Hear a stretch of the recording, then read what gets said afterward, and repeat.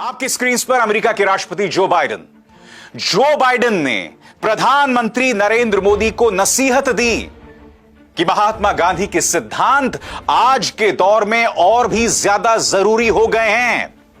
Joe Biden ऐसा क्यों कह रहे थे भारत को? जो बाइडेन को ऐसा क्यों लगता है कि भारत को गांधी के सिद्धांतों का पालन करने की जरूरत है? और बात यहां नहीं रुकी।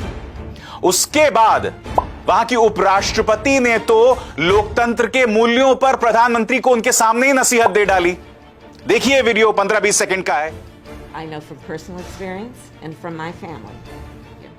अब आप मुझे बताइए, इन दोनों चीजों के बाद ऐसी कौन सी जरूरत थी देश में आकर जश्न मनाने की? और सबसे दुख की बात यह है दोस्तों कि भारतीय जनता पार्टी के नेता जो है ना, वो चाटुकारिता की तमाम हदों को पार कर देते हैं। सुशील मोदी, बिहार बीजेपी के नेता और एक जमाने में डिप्टी सीएम, उनका यह कहना है कि नरेंद्र मोदी देश के एकमात्र ऐसे प्रधानमंत्री थे जो एक जमाने में सीएम भी हुआ करते थे, यानी कि सीएम से पीएम बनने वाले वो एकमात्र प्रधानमंत्री हैं। पहले तो इनकी बात सुनिए, फिर मैं आप इसकी चर्चा करता हूं।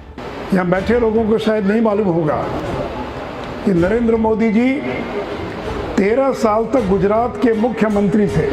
13 साल। और फिर गुजरात के मुख्यमंत्री से वो देश के प्रधानमंत्री बने। उनको 7 साल हो गया, यानी पिछले 20 वर्षों से वो मुख्यमंत्री और देश के प्रधानमंत्री के रूप में देश की सेवा कर रहे हैं। आज़ादी के बाद एक भी प्रधानमंत्री नहीं हुआ देश के अंदर जो मुख्यमंत्री भी रहा हो और प्रधानमंत्री भी रहा हो। तो नरेंद्र मोदी अकेला व्यक्ति है जो मुख्यमंत्री रहकर उन्होंने गुजरात को किन ऊंचाइयों तक पहुंचा दिया। और जब वो प्रधानमंत्री बने तो आज पूरी दुनिया में भारत का डंका बज रहा है। जैसे मैंने कहा ना दोस्तों, चाटुकारिता की तमाम हदों को पार कर देना। मैं आपसे पूछना चाहता हूं मोदी जी, सुशील मोदी जी यानी छोटे मोदी जी, इन चेहरों पर गौर कीजिए। मोरारजी देसाई बॉम्बे स्टेट के सीएम थे, बाद में जाकर वो प्राइम मिनिस्टर बने। अब इस चेहरे पर गौर कीजिए, आपके स्क्रीन पर यह एचडी देवेगौड़ा कर्नाटक के सीएम थे, बाद में पीएम बने। इस चेहरे पर गौर कीजिए, विश्वनाथ प्रताप सिंह उत्तर प्रदेश के सीएम थे, बाद में जाकर पीएम बने। चौधरी चरण सिंह ये भी उत्तर प्रदेश के सीएम थे, बाद में जाकर पीएम बने। लंबी चौड़ी फहरिस्त है, अकेले मोदी जी नहीं थे।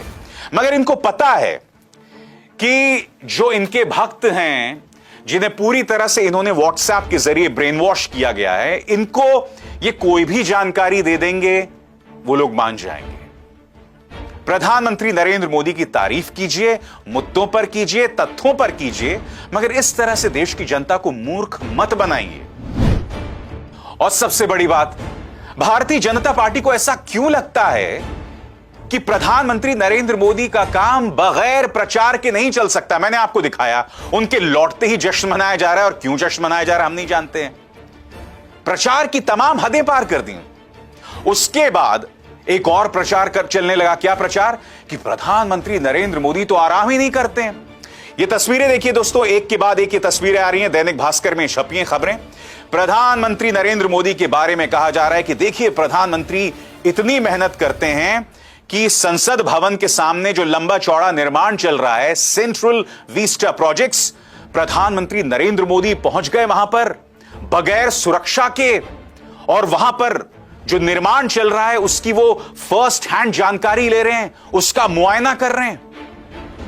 मैं एक सवाल पूछना चाहता हूं, अगर प्रधानमंत्री नरेंद्र मोदी बगैर सुरक्षा के वहां पहुंच गए तो ये कैमरामैन कहां से पहुंच गया भैया? मैंने आपसे क्या कहा?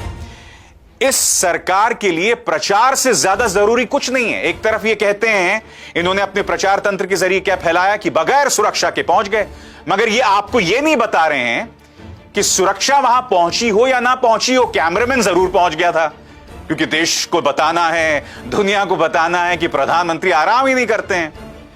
और बात यहां नहीं रुकती है दोस्तों, पूरा मीडिया लग गया था।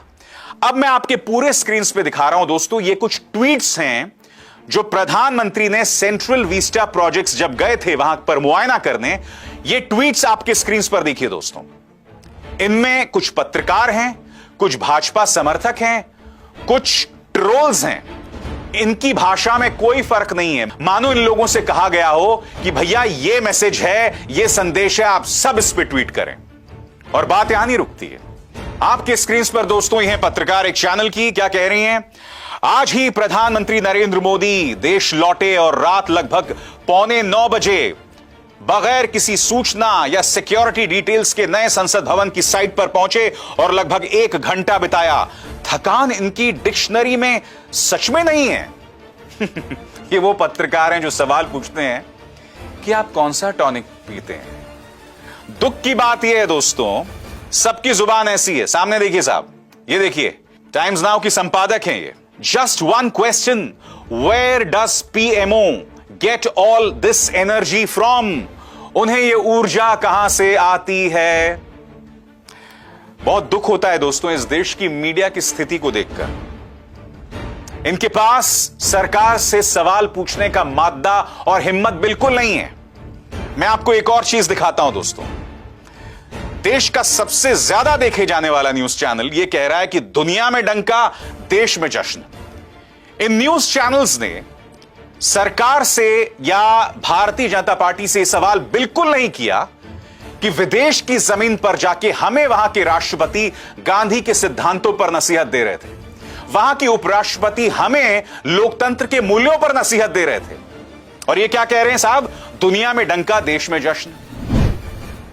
सरकार को बचाने के लिए इन लोगों ने तमाम हदें पार कर दी। मैं आपको बताना चाहता हूं कि टाइम्स नाउ ने किस तरह का प्रोपेगेंडा चलाया और इनको शर्म आनी चाहिए इस बात के लिए। आपके स्क्रीन पर यह ट्वीट देखिए। जिन्होंने भारत में जलती चिताएं दिखाई भी और उसकी तस्वीरें डॉलर में बेची भी, उन्होंने अमेरिका के इस मैदान की तस्वीर क्यों नहीं दिखाई? वो रिपोर्ट जो हर भारतीय को देखनी चाहिए। दरअसल इस वीडियो में जैसे कि आप देख रहे हैं दोस्तों, इसमें एक जमीन, एक ग्राउंड का जिक्र किया गया है और इस ग्राउंड पे जैसा कि आप देख रहे हैं छोटे छोटे सफेद झंडे लगाए गए हैं। हर एक व्यक्ति जो अमेरिका में कोरोना की वजह से मरा, उसकी नुमाइंदगी चलते, उसके प्रतीक के चलते ये झंडे जमीन पर लगाए गए थे। मैं टाइम्स नाउ से एक सवाल पूछना चाहता हूं, क्या अमेरिका सरकार ने मृतकों के आंकड़ों को छिपाया? वो तो बाकायदा इस मैदान में दिखा रहे हैं ना कि हमारे कितने लोग मरे। वो इस बात से शर्मिंदा नहीं थे, वो इस बात से बिल्कुल शर्मिंदा नहीं थे। मगर इतने बड़े न्यूज चैनल ने क्या अपनी सरकार से पूछा कि तुम आंकड़े क्यों छुपा रहे हो? 3 मिसालें मैं आपको देना चाहता हूं दोस्तों।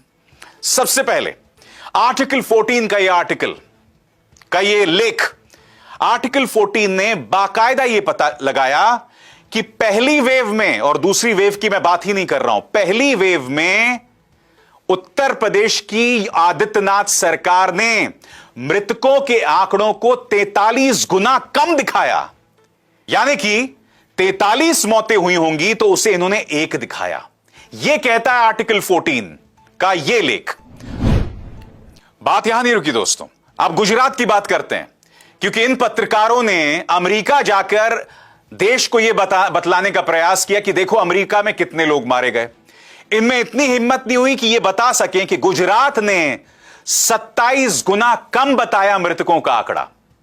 यानी कि अगर 10,000 लोग मरे होंगे तो असली आंकड़ा था 2,81,000, और लंबी चौड़ी पड़ताल के बाद यह बात पता चली है। आपके सामने वायर का आर्टिकल देखिए दोस्तों। और बात यहां नहीं रुकी, आउटलुक क्या कहता है? After Bihar data now points at under counting of Covid deaths in Madhya Pradesh. Uttar Pradesh, Gujarat, Madhya Pradesh, Bihar, सब जगहों पर आप देख रहे हैं कि मृतकों की तादाद को कम करके देश की जनता के सामने रखा गया। इन पत्रकारों में यह हिम्मत नहीं है पूछने की, यह सिर्फ और सिर्फ चाटुकारिता कर सकते हैं। जी हां, मैं आपको बतलाना चाहूंगा कि विदेशी जमीन पर जाकर इन पत्रकारों ने न सिर्फ देश की नाक कटाई है बल्कि खुद की नाक भी कटाई है। यह वीडियो देखिए। फर्स्ट सेक्रेटरी स्नेहा दुबे, जिन्होंने संयुक्त राष्ट्र आम सभा में भाषण दिया, उनका इंटरव्यू करने एक पत्रकार घुस जाती है उनके रूम में और फिर स्नेहा दुबे बाकायदा उन्हें बाहर का रास्ता दिखलाती हैं। इतना जलील